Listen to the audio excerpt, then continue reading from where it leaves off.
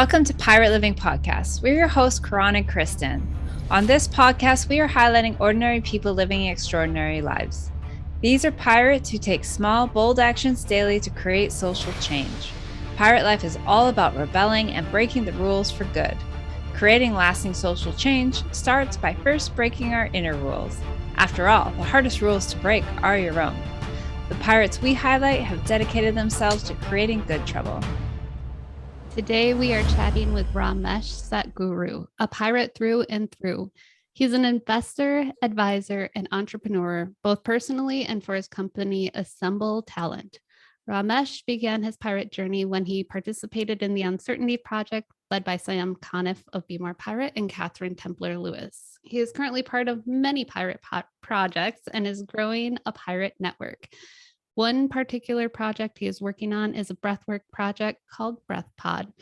And Ramesh is living the digital nomadic pirate life and following his inner compass wherever it takes him. And we're glad to be talking with you today. Amazing. Hi, Christian, Karan. How are you over in the west coast of Canada and America, I believe? Sweaty. Yeah. Summer has finally arrived. It is sweaty in England too, which is really unusual, to be honest, but we're in the middle of a huge heat wave in England. And it's also unusual that I am in England because I'm mainly in Spain, which is always sweaty. Yeah. So, well, we'd love for you to take us on a journey and weave us a tale of where you began.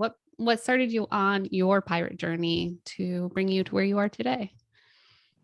I think like my pirate journey was really just life, even from being a teenager wearing like brightly colored jumpers to wanting to like stand out from the crowd or be different. Like I've always kind of wanted to walk a different path to the rest, whether it's in love, relationships, like education, like how to do it. I guess like a good moment to talk about was when I decided to go to university in Bristol, which is my parents were living abroad at the time, and in Holland, and I went to Bristol, which was where I was born.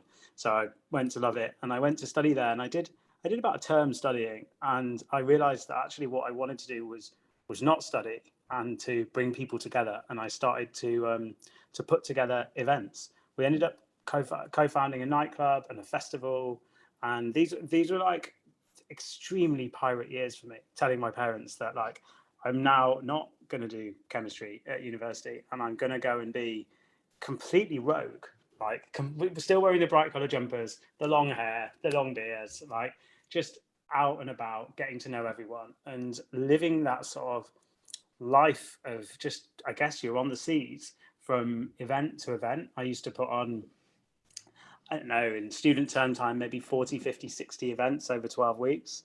And we just did some amazing things like parties in skate parks and parties on boats and whatnot. And this was really like a moment in my pirate journey. Now, like 17 years later, I'm now going back to university to do a master's.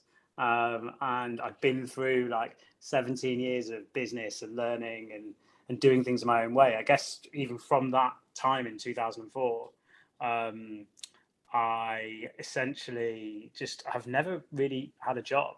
I've just like only had the jobs that like I've given myself. So I guess in the true sense of entrepreneur, like that's what I've done. Maybe not the classic like West Coast San Fran founder, but like I've done the whole bootstrapped multiple business thing for like the best part of 2 decades, really. So yeah, that's one big moment, and I'm gonna say the next big moment was taking a year off, which I did in 2020/21. Didn't we all, right? But I took an actual year off, like a planned sabbatical. And over that sabbatical, I like did a lot of walking, taught myself to cook, thinking, writing, journaling. Like I understood what coaching and mentorship and these kind of things were, decided that I wanted to go to university again, raise some money for charity. So it's unusual to take like this time off. It ended up taking off nearly 18 months, like 15, 16 months, and without a project. And I did like a seminar, I guess, like an online seminar called the Uncertainty Experts, which is probably like why I'm here today on this podcast. So it's a nice segue from deciding not to go to uni, being completely rogue, pirate and wild, like the long hair and everything, to then sort of doing that within bootstrap businesses, which are very pirate again, to then taking the year off, meeting Crystal, who's already done a podcast on your show, one of the earlier ones, and joining up with a rogue crew of startup founding team startup people at Kiki, and learning what the Uncertainty Experts was, and basically like understanding the book, Be More Pirate, listening to the podcast, doing this seminar, which is like an online interactive seminar with Sam Conniff from Be More Pirate and Katherine Templar Lewis, who's a futurist, who's amazing. And basically just seeing the way they put together this like live interactive documentary to make people like lean into like the questions or lean into the uncertainty, and seeing how that made you feel, combining that with the breath, combining that with some other modalities that I've like done in my year off. So I did a charity walk around the island with no phone for 12 days, camping in tents. I did a free thinking retreat, which was like yoga, Iyengar yoga, so really slow yoga, Tai Chi, journaling, discussion work, some coaching, some microdosing, sound healing. And these kind of things ended up like freeing up my mind, like letting my mind go and like sort of dropping more down into like doing things from the gut, feeling, the heart. And that has all been quite a far out journey for me. So it was concise, a couple of decades into a few minutes, but that's where you've given me the space. So I feel like I managed to do that quite well. Hopefully you enjoyed it. Mm-hmm. Yeah, I would love to hear more about the Uncertainty Project. It sounds like you got to dig into some uncomfortable questions along the way, and I mean, with the title alone, it sounds like there was a lot of leaning into discomfort. So I'd love to hear more about that and what you learned while you were doing it. It's called the Uncertainty Experts, and basically it's like a seminar that I think they made it for like brands or corporate, and they decided to take it online. And to be honest, in the future, I could see it on Netflix or something. The way they deliver it so well, Sam and Katherine, they kept like owning. I think I did the first one that was like live online. I think there were 2,000 people that did it. You buy a ticket for it. They kept owning to being like, oh, we've never done this before in their presenting, but their presenting style was very good. And they worked with some scientists at like, I think like UCL or one of the like top London universities, and like behavioral scientists, and they asked certain questions of you after you watched recordings of experts. So the experts, do you mind if I just look it up? Can I do that? Go for it. This is the Uncertainty Experts. This is the value of the internet these days, and we're on Zoom. So many things like you don't know, but you know, right? These days, it's just like it's so much easier to say I don't know these days, because like oh yeah, like we can just look that up. It's like someone asks you like what time's this open till, you're like I don't know, but we can look it up. Do you have a phone? Okay, so who are the experts? Because they basically had like 3 episodes, and within these 3 episodes they had these like these experts. Who are the experts? Like everything from a human rights activist to a Buddhist monk to a climate change activist to someone that's an NGO founder, human rights lawyer that was getting like, I don't know, like death threats and things. A guy that was just about to die. He was like a prisoner of war. A Harley Street trauma specialist, and a gang leader turned poet and rapper. So all these kind of people, they basically recorded interviews with them, and they'd play like excerpts from the interviews with them. And so you'd see them in like talking about like really uncomfortable situations in your life. Like one in their lives, one that really stood out was like the prisoner of war said that he got taken into a room, beaten up, put on his knees, gun to his head, and they were just like pulled the trigger. And he's talking about that. There was nothing in the barrel, but he's talking about like everything that led up to this. It's quite intense.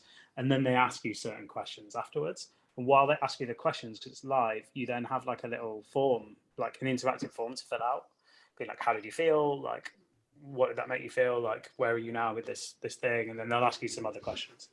I just thought it was like just a super cool thing to do. It's not, you really hadn't been the kind of thing that I would, spend £100 on. Do you know what I mean? But as I did it, just because I was feeling a bit like wild. Usually you spend you'd invest that money into like going to a festival or like, buying a jumper or something. I don't know, something that's not that, or getting a train somewhere. And then I did this and I was like, wow, this is so good. Like, I should do more of these things. And then I've done more like, I don't know, online courses and seminars and things like that. And I've been just more open to investing like in that way. So other than the like encouraging you to do more of these things, what impact did the uncertainty experts going through that have on you? It opened me up. Along with like many other things I was doing that year. When did I do that? I did it in November 2021. So like I did many things that year that like opened me up. And I don't know where one's at with spirituality, but like these things find you. Like I believe, or these things found me. Someone's like, oh, maybe you should do this. Oh, my friend's got this thing on. Like, do you want to do that? Like someone with the uncertainty experts, Crystal was like, oh, I did this great thing. Maybe you'd enjoy it. And I was like, okay. I looked at it and I was like, let's just do it. Like I found someone I trust. Like the vibe's really nice between like me learning from Crystal and the project that we were working on, and I decided to do it. So glad I did. It sounds like you had like a season of saying yes and seeing where it would take you. I've done that season. That season can get pretty wild. I think that was my early pirate days. What's that? What are those people? House of Yes? What are they called? Yeah. What are they called? The Yes Theory? What are they called? They're called Yes Theory, no? Yes Theory, no. Is that what it is? I'm gonna look that up because they really do like a thing where they say yes to everything, don't they? There was a movie about that, The Yes Man. Yes Theory. Yeah. Yes Theory, YouTube. Yes Theory, the best things are just outside their comfort zone. Yeah, exactly. In fact, they did a video with a friend of mine called Daniel Dugan. Let's live and see whether they've got it. They basically blagged their way into an Oscars party. And then they saw Daniel's artwork, and Daniel had like done this artwork with like a yes on it. And with all his lines in between. His art was amazing. It's got a great story between it. It's one continuous line, which basically can represent like the labyrinth or the time, or the labyrinth of life, and the time that you take to go within it. It's just like the point that you're at. So with the one continuous line, it basically becomes a labyrinth, not a maze, because a maze you might be able to get out of, but a labyrinth you can always get out of, but you just have to be okay with the point that you're at that moment. I think you'll never get out of it, but like you will if you just keep following. So it's like quite interesting. And he'd done this art in between the Yes and the Yes Theory guys were just like, oh my god. In fact, I'll just I'll send you the link so you can watch it later. Funny.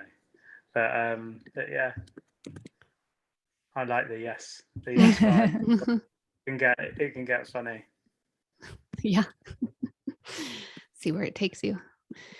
Have you guys ever done that? Have you gone through like a month of just saying yes? I did it was more of a New Year's resolution, and it wasn't so much of like doing yes, but just trying to do as many new things as I could for that year. That was my New Year's resolution. And I don't make a lot of New Year's resolutions, but this one was pretty cool.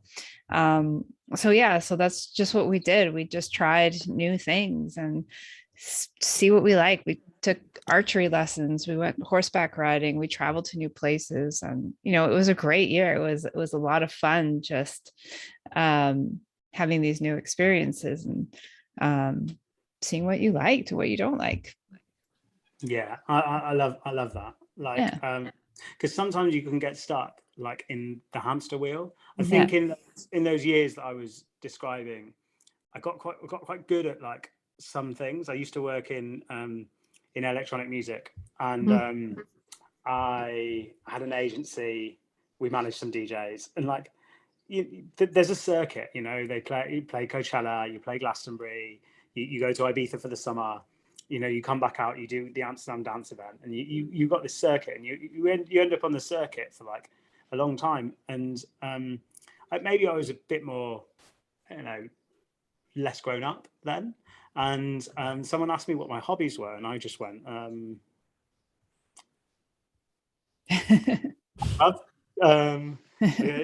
as in like on my week off, I would go to another nightclub, and like that was great because we went to the best nightclubs in the world, which was just incredible, and it was like all smiles and great. But then I was like, actually, maybe I should like, try some other things. And I didn't think of it as the yes thing, but just like what you're saying about the hobbies, I got into like some really like out there things like cloud spotting. I'm like a cloud spotter on this app, and it's called like cloudspotter.com. And have a look. No, maybe just the app's just called Cloud Spotter, and I'll just show you it. Cloud spotting. I'll tell you the other ones later. But there's like, this is like great. Like I have here like all the clouds that I've ever spotted. And like I started in 2018, so like I can see where I went in 2018. I spotted an alto cumulus, basically a rain cloud in Tokyo. Yeah. And you can just spot some really, really rare clouds. I spotted a 5-star, very rare cloud the other day called a Kelvin Helmholtz.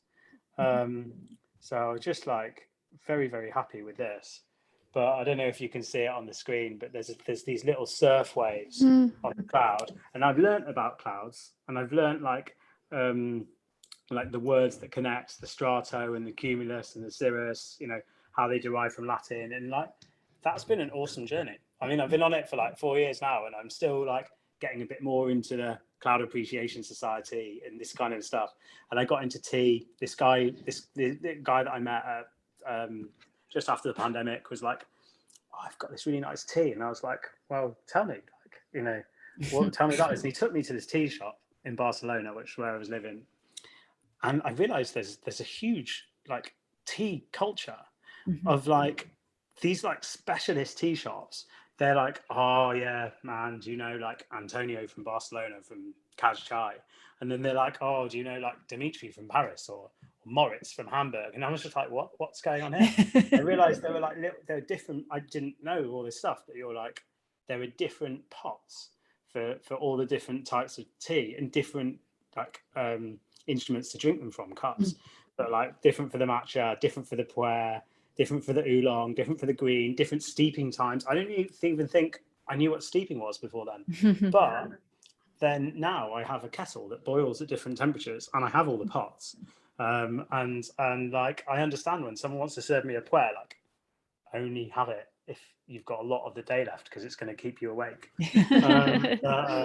But like, yeah, it's tea, tango. I learned to dance the tango. All this kind of stuff were like, it's just a bit pirate. It's just things that you wouldn't think of doing. I was on this amazing hamster wheel, and then I got off by being like, just stepping into the unknown, like going to a tango milonga in 2020 when like we weren't supposed to even be allowed to like, sort of mix. Just went to like an illegal tango milonga, it's a tango dance, and obviously people are holding hands and dancing, and you're like, okay, this is quite pirate here, but people were getting such good feeling from it. And obviously I didn't know how to do it, but I watched these amazing people, Natalia and Ishmael couple, teaching it, and they just, and within like 10 hours of learning it, like I could do it. Like we could dance, which was really cool to be able to sort of break that boundary. Have you ever seen the TED Talk, like the first 20 hours? No. I'm gonna also share that with you. But basically, it basically says you can learn anything within 20 hours. You can learn anything to a reasonable level. It's by a guy called Ramesh Satguru. I think he's written a book as well. But the TED's beautiful. It's one of, I mean, there are so many like inspirational TEDs, right? But I love this one. It's 20 minutes, and it's great. 20 hours or to learn, or 20 minutes? 20. The TED is 20 minutes. Okay. But, okay. But the yeah, so if you go to like first20hours.com, or you go first 20 hours TED, his name's Josh Kaufman. And again during lockdown, lockdown was a time when my pirate journey like let's call it repirated, or took a different course. It was like we're pirating in the middle of the rough seas, to the bit more calmer of being on the hamster wheel. Rough seas was starting out, hamster wheel was calmer, like things are calmer, to then just going to this like incredible island where I got to like learn loads of things, right? And these TEDs were locked in our houses. So like, in Spain, we were like fully locked in our houses for 7 weeks. Like we could only leave to go to the shops or like walk our dog, and we didn't have a dog. In that point in time, we're like, well, what are we going to do? Well, we did some exercise, grew some tomatoes, watched some TEDs, played some cards, and then like these certain TEDs that I watch, like I rewatched the Cloud Appreciation Society TED because that's good. I watched this TED called The First 20 Hours, and I was like, wow. So all these hobbies that I'm like thinking I might take up, like, well, if I could just find 20 hours to do it, I'd realize whether I'm like good at it or enjoy it. And so then you just kind of like do these things. Maybe I would sort of write down or journal like how long I'm doing them for.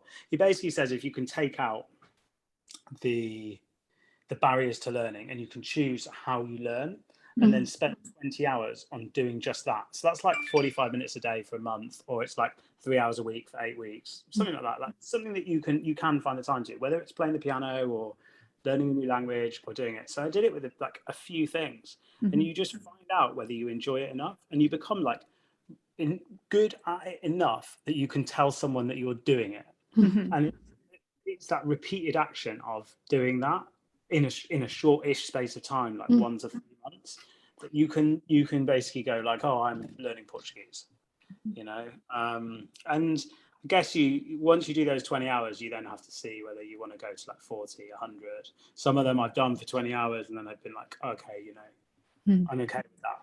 And some of them, actually, I love it, like tea and clouds. Although 20 hours thing came after I got into clouds. Clouds were just a great hobby to fit on the hamster wheel. Because if any of you are on a hamster wheel that are listening to this, and you're traveling a lot, and you think I can't really have a hobby, my only hobby is my family, or in my case going to nightclubs, but clouds go with you everywhere. Everywhere. I mean, even on a hot day here, there's some serious clouds out the window there, and they really go with you everywhere. And the little app plays a little game, can you spot a cloud every day for 7 days, or can you spot this particular cloud on this day? And it's like a bit of fun, you're kind of like, clouds have these negative connotations in the world. It's like, often it's like, oh, a dark cloud came over it, but you can flip that to be like, every cloud has a silver lining, or you just see the joy in the pictures in them. Like, I don't know, those old Dutch painters that used to paint the clouds in Amsterdam are beautiful, and you can just see, like, when you go to any new place and you travel, you can just see what the clouds are like. You look up, it's always with you. It's really nice. I'm curious. So, busy people get into clouds. I'm curious about the kinds of clouds that you could actually see out in the Pacific Northwest, because it looks like it's just gray blob most of the time. So I'd love to hear what other kinds of clouds can be seen within what looks like a gray blob. The gray blob might be like a stratus. Sometimes like you might be in a place and you're there, you don't travel loads, and the clouds might be similar every day. That could be. But for those travelers out there, it just allows you the vibe of seeing what's up. Yeah, absolutely. So why don't you share with us what you're doing these days, other than the clouds? Other than the clouds, yeah. The clouds are a big part of life. Yeah. I just spotted a Kelvin Helmut. If there are any cloud appreciators listening, hit me up. Like these days, I'm going to university. Actually, I told you that I didn't go to university when I was being a pirate in those days. And now I'm going to university in a pirate way. I'm going to do a master's based in Madrid, but it's a global master's. So it's like a master's in business. So they call them an MBA. And then it's a global one. So there's like a module in LA and one in Singapore and one in London, which is quite fun, really. It's 35 of us to do it. I got in a year ago, but I deferred my place just to do some more family time and to do a bit more learning before. And I'm so glad I did. I start in October and I'm so excited to go and do it. I guess it's a pirate way of going to do a master's, really. I've not done a bachelor's, but I've had my experience being a business owner, and they kindly admitted me, which is really, really lovely. And I'm excited to go and do that. And alongside that, or pre that, I'm doing consultancy projects for people. And so I've got 2 consultancy projects on at the moment, which are just really rewarding. Like one, I'm building the architecture for a collective or a project of people that balance their connections between the digital and the physical space. It's kind of like a members club or a collective of people that come together and like share ideas, share thoughts, share talks. And there's a lot of like yoga, breathwork, sound healing, and there's a music studio on site, which is really nice. And I'm building the architecture for that collective. It's called Labyrinthia. We can talk about it more. And then the other one, I'm working with a guy called Stuart Sanderman, who's an incredible guy with an incredible story. And his brand is called Breathpod. His story is that he was with his girlfriend, and she got diagnosed with cancer. And through that tragic episode where she ended up passing away, he found breathing as a way of settling his nerves, or just a way of opening himself up. And those times he was a DJ in electronic music, and he's come out of that into being a breath worker, but full circle has ended up being a presenter, like a very strong presenter on BBC Radio 1. And he's written a book all about it called Breathe In, Breathe Out, with lots of exercises, and the book comes out next week. So next week would be July the 20th. So it will still be out when this podcast comes out. So want to get it, read, or go on his breathpod.me is his website, and they do early morning lives most days, 7:30 in the morning English time. But I've just got I really understood the value of basically breathing. Again, like I guess that's similar to clouds, isn't it? It's like, but breathing, I guess, is one of the few things that you take with you all of your life. You know, you start and you can continue all of your life. I don't know, some spiritualist or spiritual literature maybe says like the amount of breaths that you take, you know, is defined before you come into this world. And so remember to breathe slowly or in time and not too quickly when you're talking or when you're not, because you just live a healthier and longer life. And sometimes all you need to do with little, been hanging out with my nephew quite a lot. Sometimes if he's got too much energy, it's like, ready, breathe. And then he's good, you know, it works. And sometimes you forget, you don't tap into the exercises for so long, and you're on your computer, like trying to finish your project or your theory, And like, when you tap back into the breathing, then it gives you some sense of calm often. Yeah, one of those things that we all do it. We don't think about how we're doing it and how the breathing can affect how we feel. And if you're breathing fast, you're going to feel way different than if you're breathing slow. Yeah, it's like rest and digest versus fight and flight. So we talk a lot about good trouble on this podcast, and I'd love to hear from you what good trouble means to you, and how are you going about creating good trouble? Oh my God. I feel like I knew this question was coming. I'm listening, but like, what is the answer to good trouble? I think everything I do comes with an air of trouble, right? Because it's like, it's that uncertainty. Like, I agree to do things, and then I'm like, can I do that? And that's like got an air of like trouble. And then you teach yourself how to do it, or you turn up, or you tell someone that you can't come, or whatever that is. What is good trouble? Let's call it playful. Let's call it a playful nature, and I can certainly have that. I feel like that right now. Yeah, stirring things up. That's how I like to think about it. Stirring things up in a good way. So there's a playfulness to it. Well, and what about your social rebellion too? What you've got all kinds of things you're up to. What would you say is your social rebellion that you're creating, starting, or working on? So by social rebellion, and we're going to talk about let's talk about charity work and sort of charity work, getting down to your roots and like where I've come from. So the last few years, again, part of that pirate journey, like I didn't, when I was a kid or growing up, I didn't really do that much for charity or in giving. And then over these realizations and becoming more pirate, I started to do a charity activation every year. Like I'd run a race, or I did the walk around Ibiza, or I did a long swim when I couldn't swim. These kind of things, raise some money for charity.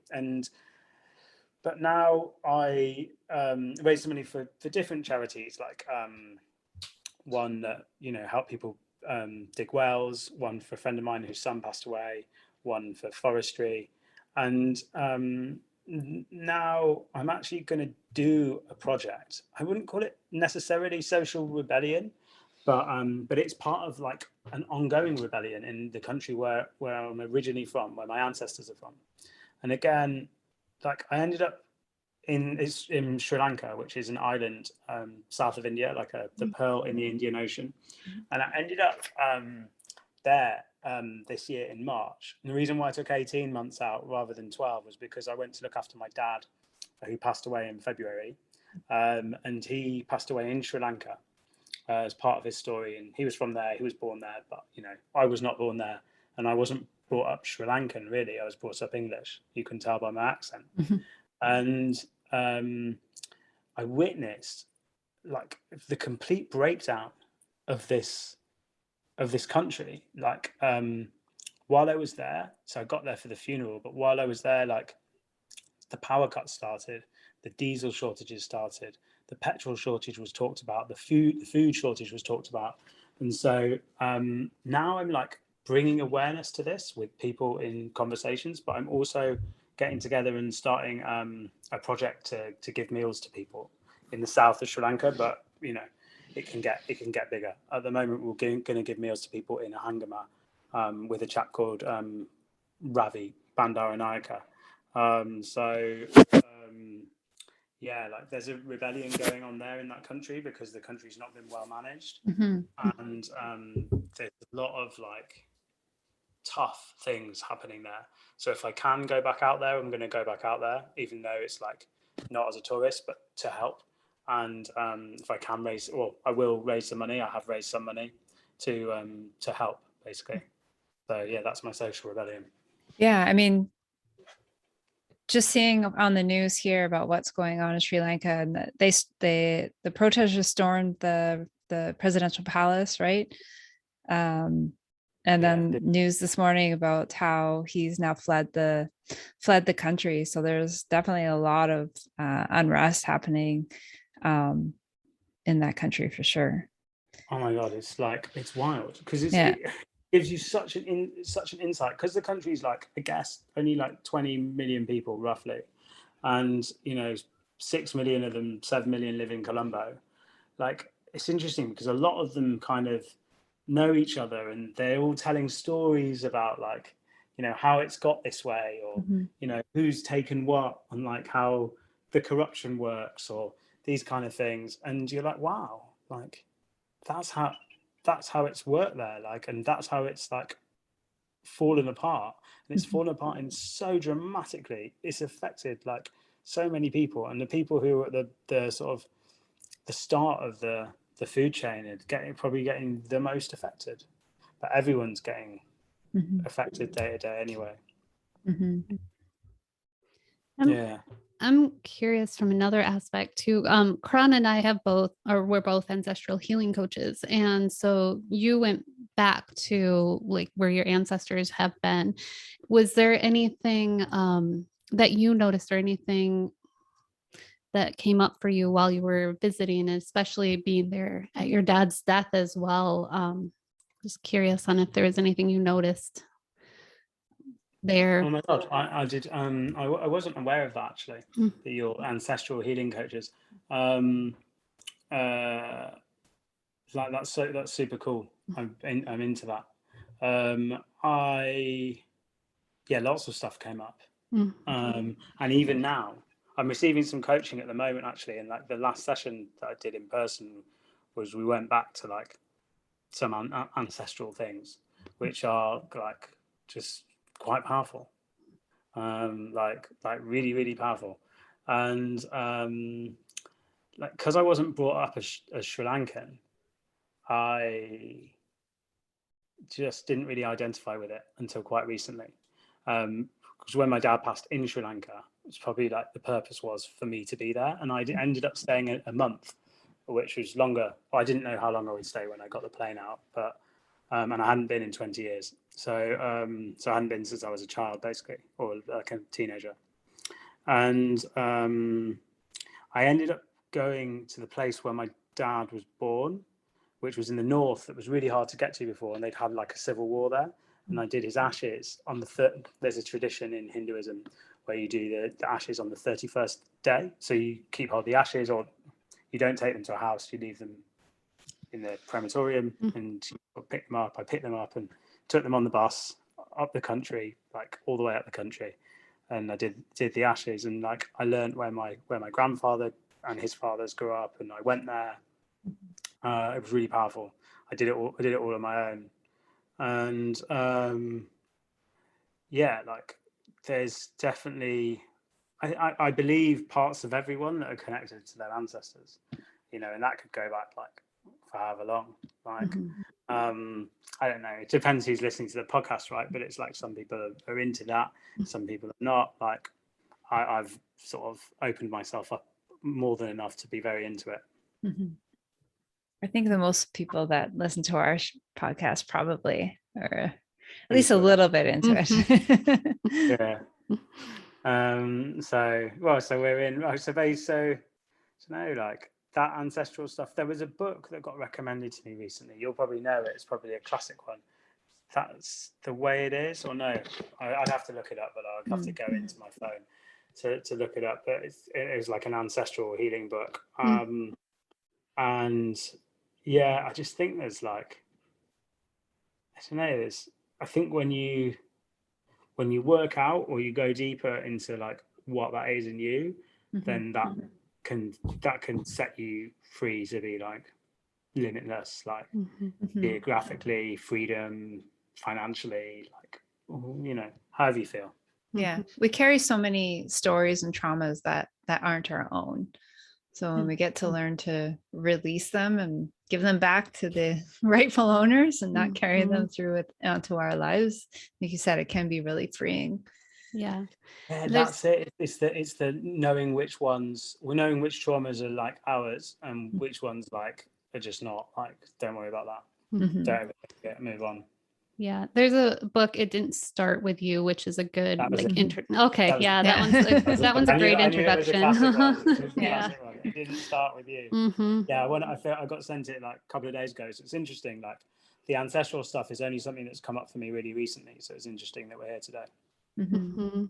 Yeah, what started me on that being curious about it was I was talking with my cousin one time. Our moms are sisters, and she had a similar money story that I had, which she heard a story from her mom, which was almost exactly like a story I'd heard from my mom. And then they also have a third sister that my cousin's like, yeah, she's even worse at telling this story than my mom is, and so I started to get curious. I'm like, where did that start? Where does that come from? Because both my cousin and I were working on moving past these stories we were handed. And yeah, and the book, it Didn't Start With You is what got me really curious and interested on that journey.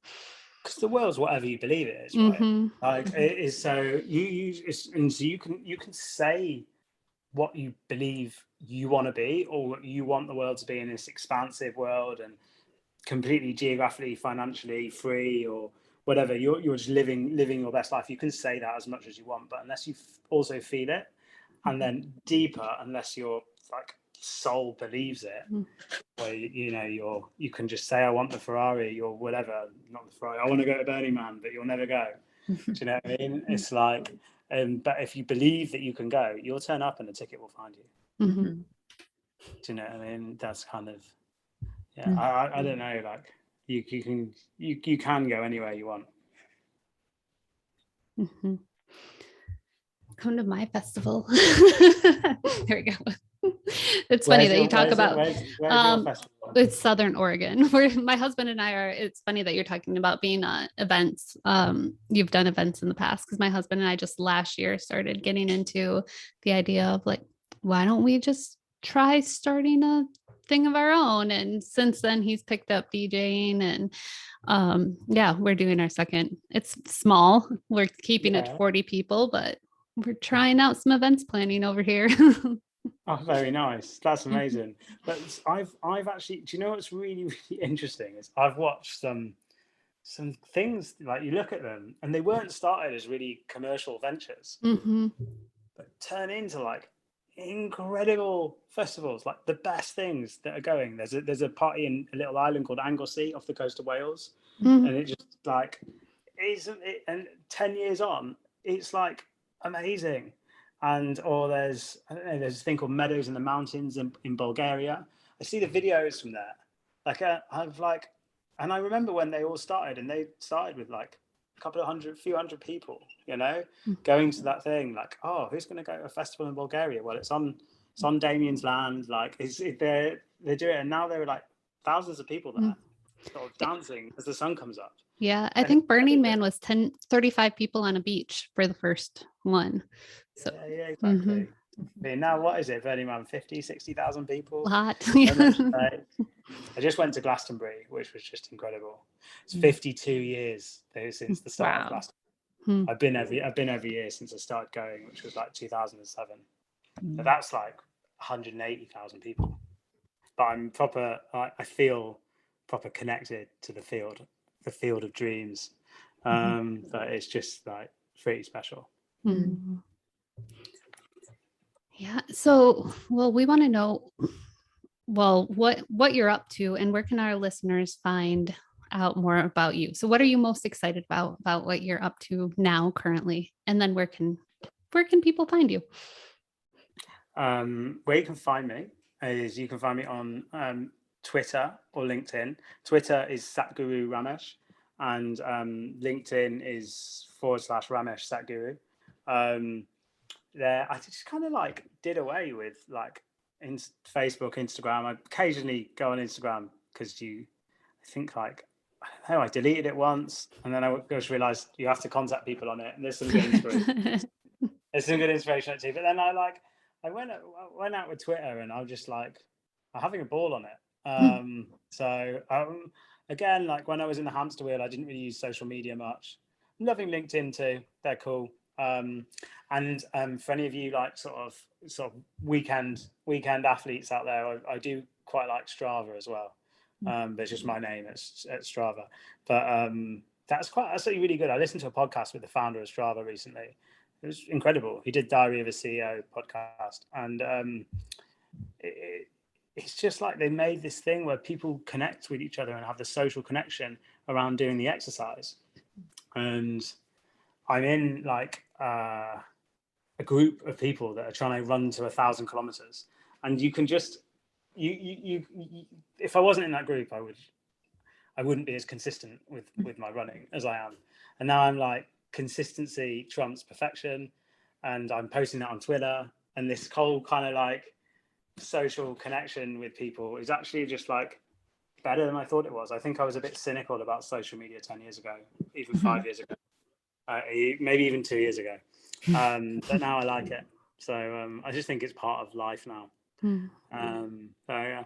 What am I most into? I'm most into doing my degree, learning about like business and business principles, and then I'm being able to give back in many ways, like through the Sri Lanka project, or through just sharing with people. I did an amazing conversation with someone yesterday, just like a sort of a get to know you or catch up, let's say, and we just had an amazing share just on the video, and that's great. And then just growing and believing as a person, whether that's like trying new hobbies or applying for new things or keeping going back to the old things. I mean, this week I've come back to England because I'm gonna go to my my oldest, well, one of my very old friends. He's getting married in a special location, Kew Gardens, and me and another friend, best man, and I'm very excited about that. You know, I think, what else am I excited about? I feel like there's more. I feel like there's more things. On a different tip, I love talking about and sharing with people a bit of reading that I've done of a certain Harvard professor called David Sinclair. And then also I've been recently following someone called the Glucose Goddess. She wrote a book called The Glucose Revolution. They've been quite influential in the way that I live and I eat. So I wear one of these. It's called a continuous glucose monitor, and it's changed my life really. Like, I actually picked it up off my dad when he passed away because he was diabetic. I started to wear it, and then I found, like, I was reading David Sinclair anyway and watching him, and I'm just finding, like, depending on what foods I eat, so not like what foods people tell me on the diet, what foods I eat, like when my glucose spikes, and it doesn't, and you just get this little, if I got it, I've got this little thing here, which I can just wave around my glucose monitor, and then it will tell me how my glucose level has been spiking for the day. And I had one spike. What did I eat at that point? And I've got that written down, and then I can see, like, how it is, because basically one of the things, I don't know if you follow like Mark Hyman or these kind of other like health or doctor sort of gurus, and like a guy called Rangan Chatterjee. These kind of people, like, are basically often saying that there's a common thread with people that get ill in older age, and they often have like a thing called insulin resistance, or they already have diabetes, and by like eating in a way that your glucose level remains constant, you're giving yourself a better chance to live healthier for longer. And I do believe that, as we were saying before, like, we're creating our own story. Like, there's a whole group consciousness that people at 80 are old, and people at 80 are going to die. People don't want to live to 90 or 100 because they feel like they're going to be ill. But actually, the first 90-year-old to run a marathon just happened. Like, Paul McCartney and Diana Ross were headlining Glastonbury. They're like 78 and 80. Okay, the whole story is like, if you're rich and famous, you can pay for these things. But actually, the price point of these things is coming down. I've just seen on advertised on the internet. You can get these monitors with a thing that you can have with your phone. Okay, they're not super cheap, but like you can just try it once and try it for 2 weeks and work out what you're doing, or try twice. And I think they're like $100 for 2 weeks, or maybe $100 for 1 month. And that is something that really excites me, as well as like other health tech like this. Have you seen these before? It's called the Aura Ring. Aura Ring, yeah. Yeah, it's called the Aura Ring. And again, I find the way it records my sleep like uncanny. Like when I've had big dreams, there's a big period of dreaming. When I've slept really heavily, big period of deep sleep. There's another stat called the heart rate variability, which generally, like, if I just compare it to myself over the last months, when the months where it was higher, I know it was like training well or had a good month. I feel like the future of healthcare is stuff like the Aura Ring, these patches, maybe other ones like there's a thing called Health Path or Viome, where you can like give a sample and they tell you like how your gut's doing, and you do those things, and then your doctor has that information, because like for the last 50 years or 100 years, it's just been like incredible guesswork. Obviously the doctors are well trained, 6 years of training and like decades of like seeing patients, but like if they don't have your data, then they're basically like just very, very like educated. Like guessing might be a really harsh word, but it's like they're very educated in like understanding the patterns in the people that they see. Yeah. But if they had this information, then I think that the norm in 10 years time is going to be like having that information. Again, listen to a Peter Diamandis podcast about those things, and listening to podcasts has really like freed up my like mind from being like what can be possible. But yeah, it's like here, isn't it? You hear like Elon Musk on the Joe Rogan, the second one, and he's just like, I mean, we're already cyborgs, right? If we don't know something, we look it up. I'll send you it in the chat. It's like, before you maybe have to try and blag or bullshit your way through those things, or just say you don't know. But now we are the cyborg. It's not so long before this is implanted in here. People say that won't happen, but like, really, you're going to say like if you put like your Neuralink in there, a paralyzed person can walk again, or an Alzheimer's person can remember again? You're saying that won't happen? And then when that happens, it's only a matter of time before one of the billionaires goes, I'm going to have it too. And then, then you just got to see what happens like socially and economically in the world, like how that rolls out, because probably be quite a good investment having that in your mind, because you're super smart, right? I mean, there's already the apps that mean that it's just a different ballpark at learning languages and talking to people. They're already like it's people that like book on Airbnb with each other that don't know the language, but the host doesn't even know that they don't know the language, because they've just got a translator in the app and they type with their Chinese keyboard and it comes out in English and it sounds fine. It's like the world. I guess what I'm excited about is the world, and the world changing. It's not, I would be a bit folly of me to be just excited about like a project that I'm doing. Do you know what I mean? Like, I'm just way more excited about the world and learning. And last question, how would you recommend our listeners go about starting their own pirate life?